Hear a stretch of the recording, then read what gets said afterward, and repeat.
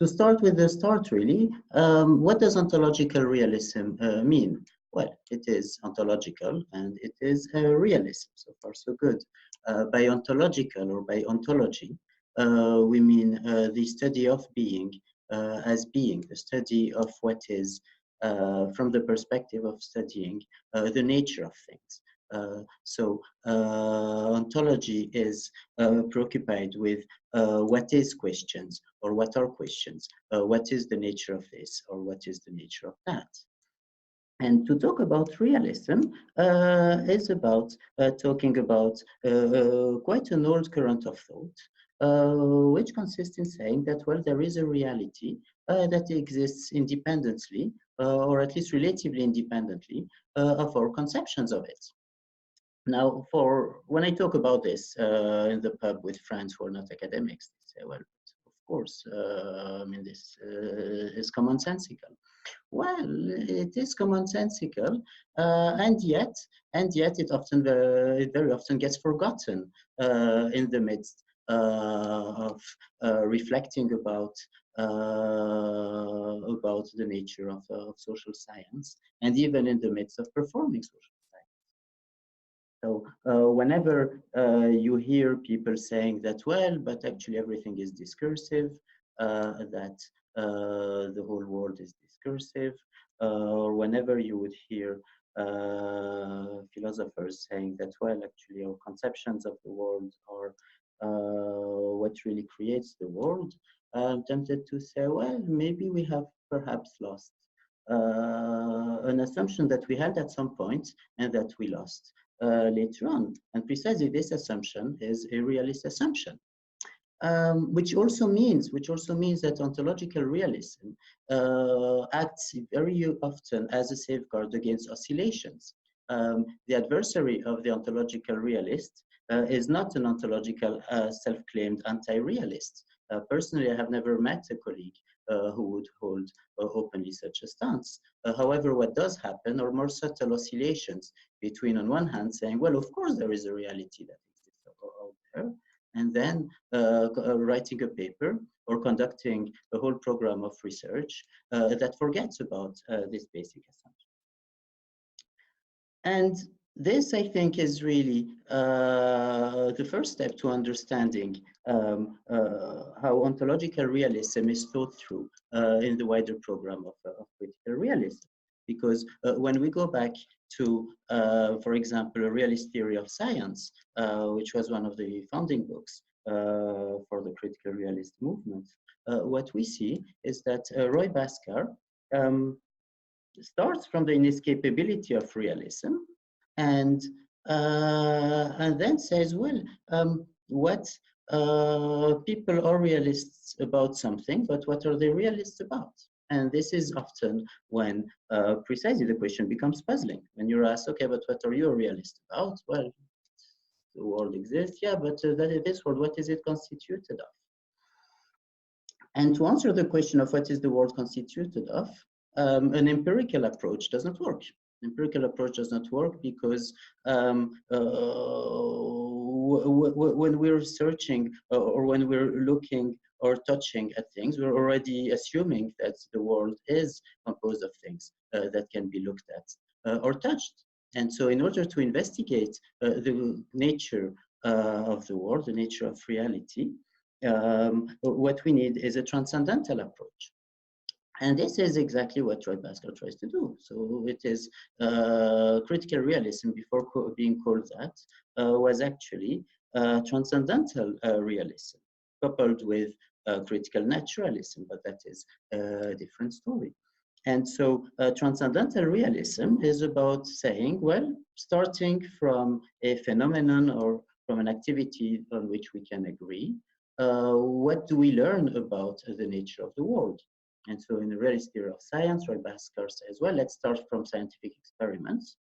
Not necessarily because this would have been his personal favorite point of departure. He was very clear in a discussion he had with Kallinikos in London in the early 2000s that the choice of scientific experiments was also motivated by the fact that his intellectual adversaries would be ready to use that as a valid, strong starting point, that scientific experiments are possible and that they are useful. And then when you start following the thread, you say, well, scientific experiments are possible and they're useful. Then, okay, but what are they useful for? What do we learn about them?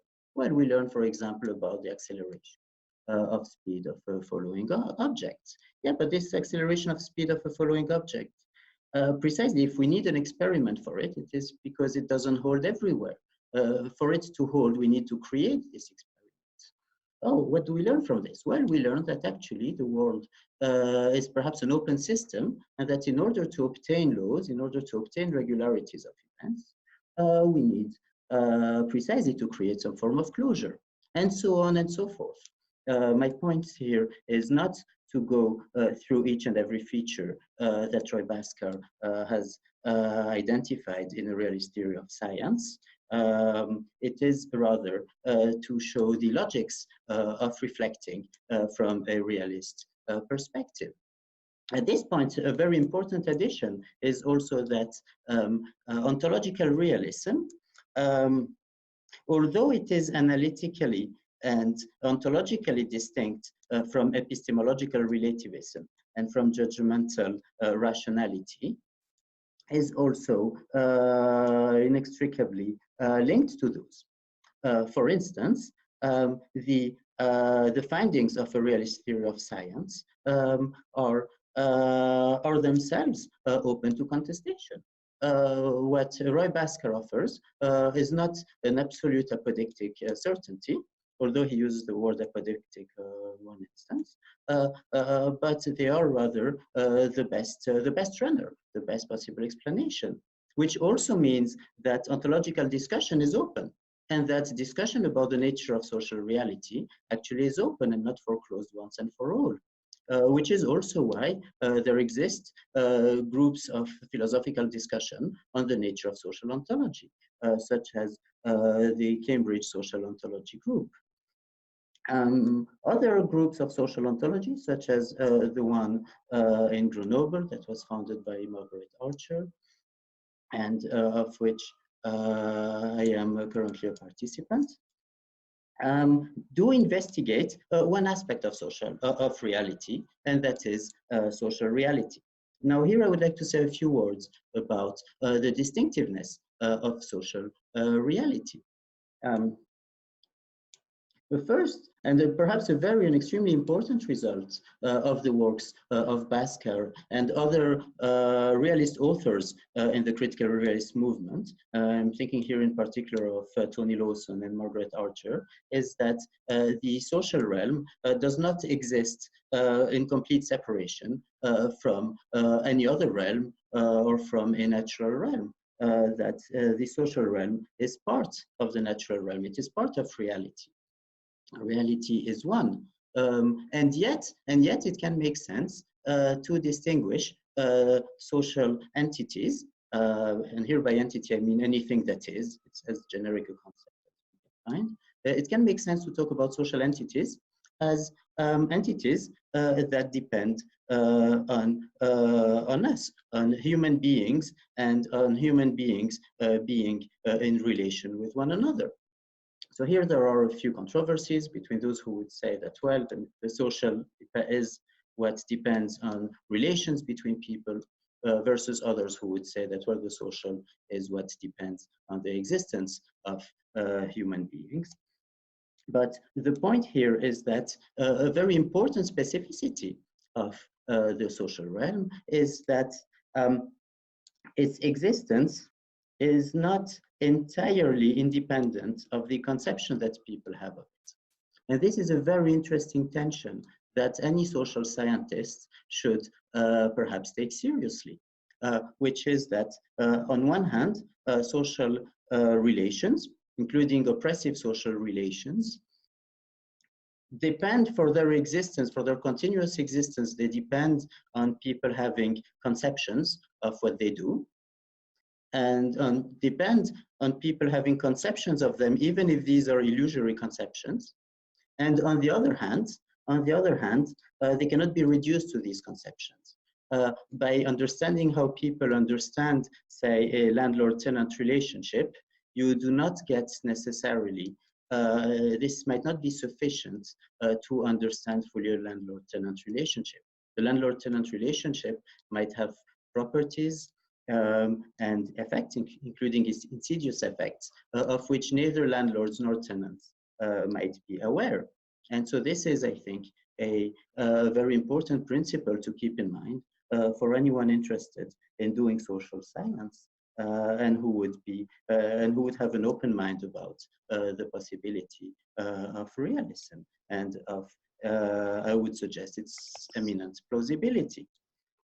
Now, in what remains of time, I would like very, very quickly to suggest that currently there are a few programs related to dehumanization and organization, or dehumanization and society, and that it is key, and this is where actually realism also connects with judgmental rationality. It does make a difference whether we assume that there exists such a thing as a human nature and a human essence that might exist relatively independently of our conceptions of us, of it, or whether we believe that human nature is entirely determined by how people view human nature. And so this leads to ethical questions. So at this point, really, I think I have tried to cover quickly what ontological realism was about, and to show but two short bridges, two small bridges with questions of epistemological relativism and questions of judgmental rationality. Ismael, that was super. Thank you very much indeed. I'm reassured that we can go all the way back to the common sense of the pub where you started off from. And then you raised the more challenging questions of what we're realist about, as Roy Bhaskar said, and what is the world constituted of, if you like.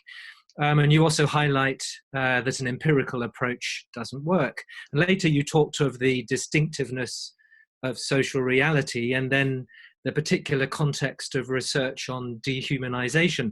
So I just wonder, in your own work, maybe what have you found to be the principal challenges of adopting this realist ontology as a researcher? If you could say just a little bit about that, I think that would be really helpful. Yes, I would say the very first challenge is that ontology explains nothing, and that critical realism explains nothing. And I think this is really important. Critical realism as a philosophical program aims at clearing the ground for starting explanations. Ontology as a reflection on the nature of things might offer a reflection on the nature of those entities whose behavior and whose relations and whose powers we are going to try to explain. But in itself, it explains nothing, which also means that it is absolutely key to conduct in parallel substantive studies.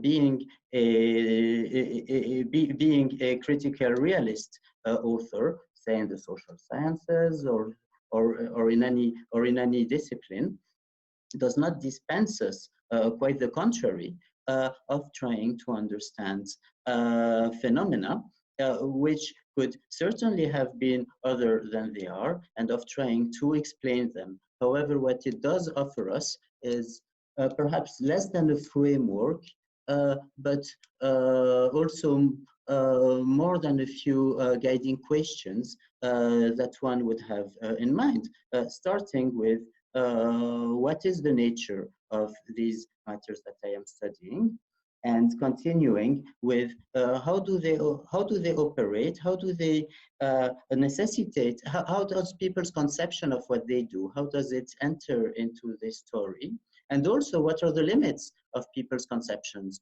of what they do. I understand that there will be another session on judgmental rationality, but I believe that from the moment when we are an ontological realist, we should not be afraid, or we should not be ashamed of also tentatively, humblingly offering a critique of what participants might believe is the case about their situations, and then regarding the situation of offering humbly and fallibly a critique of any institution that seems to generate false beliefs about itself, or that needs people to have false beliefs about what they're doing in order to be socially reproduced.